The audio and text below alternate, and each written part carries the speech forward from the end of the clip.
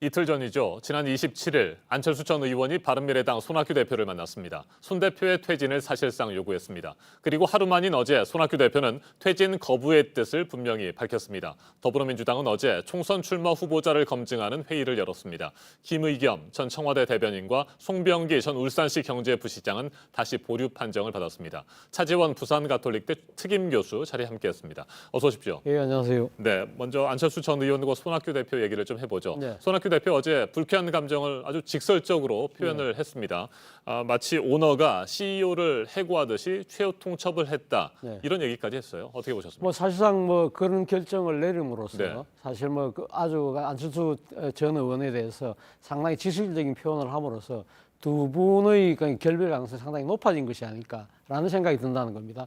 일단 어제 그 손 대표의 기자회견을 통해서 두 사람의 상당히 그 불신의 골이 상당히 네. 깊구나는 것을 많은 사람들이 인식할 수밖에 없다는 것이죠. 이제 그러니까 손 대표가 안 전 의원에게 대해서 이 지금 개인 회사의 그 오너가 CEO를 뭐 해고하듯이 한다 이 이야기 자체는 결국 안철수 전 의원이 표방하고 있는 새정치 자체가 구정치라는 그러한 의미를 애둘러서 한 것밖에 안 된다는 것이죠. 그리고 마찬가지로 안 전 의원은 손 대표에 대해서 상당히 당원으로서 정당한 요구를 했는데 왜 모든 것을 자꾸만 얘기를 회피하느냐 이야기 자체는 결국 손 대표가 자신의 정치적인 이익을 위해서 일종의 그 당권을 계속적으로 지키려고 하는 일종 노욕을 보이고 있는 것이 아니냐 이런 식의 서로의 입장 차이가 아주 크기 때문에 사실상 두 사람이 함께하기 어렵다. 그리고 또 한편으로는 시간의 문제가 있다는 겁니다. 두 사람이 손을 합치더라. 손을 합쳐서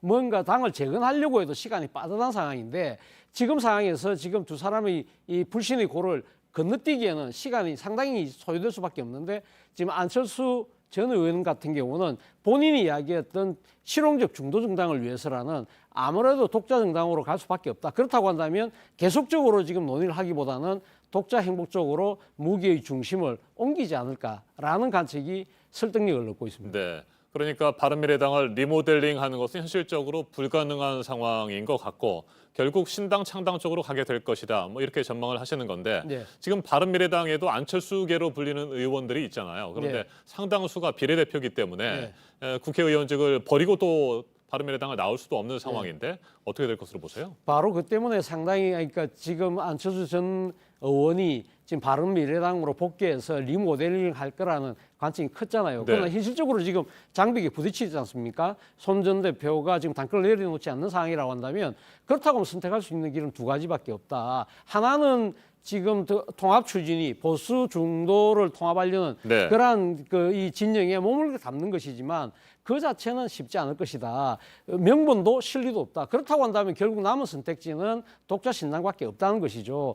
독자 신당으로 본인이 실용적 중도 정당을 지금 이야기를 하고 있는데 본인 입장에서는 충분히 그것이 가능하다고 생각하는 것 같아요. 왜냐하면 준연동형 비례대표가 도입되기 때문에 충분하게 독자적인 신당을 만들 수 있고 이 독자 신당을 통해서 총선 과정에서 독자적인 정치적 공간을 만들고 난 뒤에 아마 보수 진영과의 통합 정도는 아마 다음 대선쯤에 가서 참여하더라도 그래야만 본인이 주도권을 쥐고 통합을 끌고 나갈 수 있다는 판단을 하고 있다는 겁니다. 그렇기 때문에 아무래도 독자 신당 쪽에 여러 가지 현실적 제한이 많지만 거기에다가 좀 더 이 마음이 기울어질 수밖에 없는 상황인 것 같습니다. 네, 그럼에도 불구하고 자유한국당과 혁신통합추진위원회에서는 안철수 전 의원에 대한 러브콜을 계속하고 있는 모양새입니다. 당장 오늘 박형준 혁신통합추진위원장이 안철수계 의원들을 만날 예정이잖아요. 이건 어떻게 보세요? 아무래도 그러니까 제가 말씀드렸지만 지금 신당 창당을 하기에는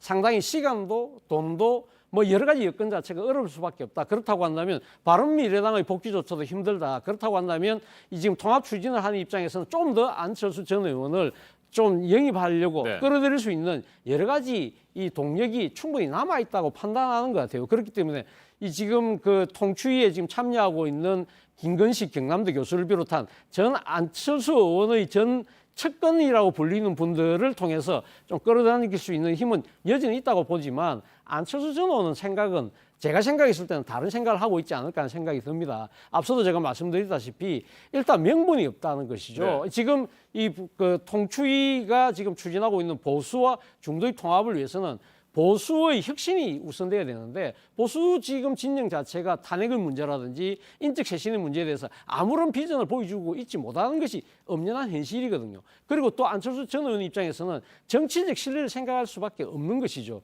지금 보수 통합 진영에 들어갔을 경우에는 108석의 의석을 갖고 있는 자유한국당과 8석을 갖고 있는 새보수당에 비해서 본인은 앞서 말씀하셨듯이 자신의 지금 그 의원들이라는 분들이 거의 다 비례대표이기 때문에 현실적으로 자신은 이 지금 단기 필마로 들어가야 될 상황인데 그럴 경우에는 자칫 본인이 정치적으로 고립되고 포위될 경우에는 주도권은 그냥 덜러리가 되는 것이 아닐까 그런 판단을 내린다고 한다면 현재 입장에서는 당장 톤추위에 몸을 담기는 어렵지 않을까 하는 생각이 듭니다. 자, 그렇다면 손학규 대표가 당권을 계속해서 유지할 것으로 예상되는 바른미래당의 운명은 어떻게 될 것이냐, 이 부분도 궁금합니다. 대한신당, 민주평화당, 호남 지역 정당들이라고 할 수 있잖아요. 예. 이들 정당과의 통합을 손학규 대표가 추진할 것으로 보십니까? 저는 뭐 그 가능성이 상당히 높지 않을까 생각입니다. 바른미래당에서 만약에 안철수 전 의원을 비롯해서 안철수 전 의원을 추종하는 세력들이 떨어져 나갈 경우에는 현실적으로 남는 것은 지금 지역구 의원들 몇 분인데 이분들의 정치적 기반이 호남이라고 한다면 결국 기존에 이 4년 전에 했던 국민의당에 같이 했던 이 지금 대한신당과 민주평화당에 가 계신 분들하고 손을 잡는 것이 가장 현실적이지 않을까. 그렇게 할 경우에 상당한 정치적인 공간을 만들 수 있지만 그렇다고 해서 총선에서 과연 얼마만큼 실질적인 결과를 낼 수 있을지는 지켜볼 대목입니다. 네, 민주당 공직선거 후보 검증위원회 회의가 어제 또 열렸습니다. 네. 김의겸 전 청와대 대변인 그리고 송병기 전 울산시 경제부시장에 대한 결정을 또다시 미뤘습니다. 이건 어떤 사인을 주는 거라고 보십니까? 뭐 저는 민주당 입장에서는 아마 취할 수 있는 가장 현실적인 선택을 한 것이 아닐까라는 생각입니다.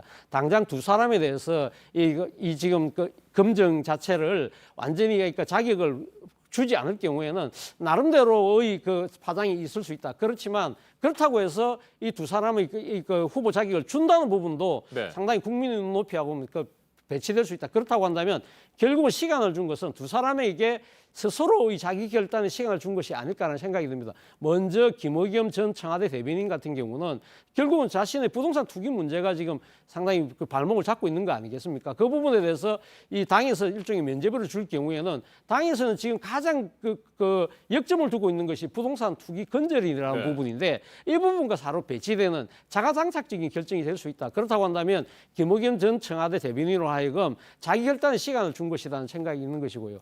또 하나는 송병기 전 울산경제부시장 같은 경우는 뭐 지금 상당한 논란이 있음에도 불구하고 본인이 어쨌든 이 의혹의 상당한 이 주역의 역할을 한 셈이 되고 있다. 그렇다고 한다면 검찰에 기소될 가능성이 높다. 만약에 검찰이 이 지금 후보 자격을 줬는데 검찰이 기소됐을 경우는 당으로서 상당히 정치적으로 입지가 곤란해질 수 있다. 그런 현실적 판단 때문에 두 사람에게 결국 자기 스스로의 결정을 시간을 준 것이 아닐까라는 생각을 해봤습니다. 네, 그런데 송병기 전 부시장과 함께 청와대 울산시장 선거 개입 의혹에 연루돼 있는 황운하 전 울산지방경찰청장, 이 사람은 적격 판정을 받았거든요. 예, 황운하 전 청장 같은 경우는 약간 좀 다르게 보는 것 같아요. 일단 황운하 전 청장이 뭐라고 이야기를 하고 있냐면 본인이 경찰청으로부터 이첩받은 그 비위첩보를 중심으로 해서 당시 울산시장에 대한 수사를 했는데 그 비위첩보가 청와대에서 왔다는 걸 본인은 몰랐다. 그렇기 때문에 나는 그 위 상급기관으로부터 받은 그 비위첩보를 중심으로 해서 열심히 수사했을 뿐이라는 이야기를 아마 지금은 듣겠다는 이야기인데 사실은 그거보다는 지금 황운하 전 청장에 대한 검찰의 수사 자체가 상당히 좀 불순한 의도가 있다는 것이 아마 청와대 이 지금 민주당의 생각인 것 같아요. 지금 황운하 전 청장 같은 경우는 검경수사권 조정과 관련해서 상당히 경찰의 입장에서 앞장섰던 분이기 때문에 아마 검찰의 수사 자체도 황운하 전 청장의 과거 이력에 대한 약간 보복성 수사라는 측면, 또 하나는 송병기 전 울산경제부시장에 대한 지금 이 후보 검증 자체를 보류한 상황에서 황운하 전 청장마저 만약에 보류할 경우에는 그러면 지금 민주당 스스로가 지금 울산시장 하명 사건에 대해서 상당한 개입을 인정하는 꼴이 될 수 있다. 그런 판단도 작용한 것이 아닐까 하는 생각이 듭니다. 알겠습니다. 여기까지 듣겠습니다. 차재원 부산가톨릭대 특임 교수였습니다. 말씀 잘 들었습니다.